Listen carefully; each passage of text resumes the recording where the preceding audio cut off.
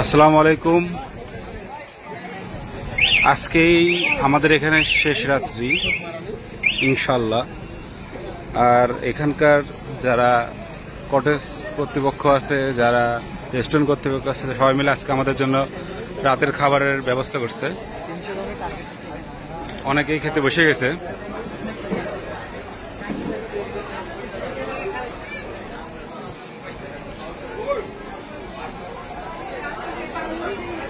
সবাইকে ধন্যবাদ।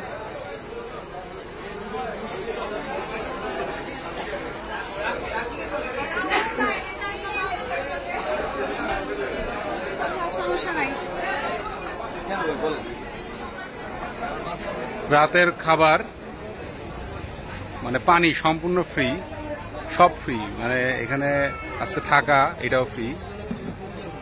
আসলে সবাইকে ধন্যবাদ।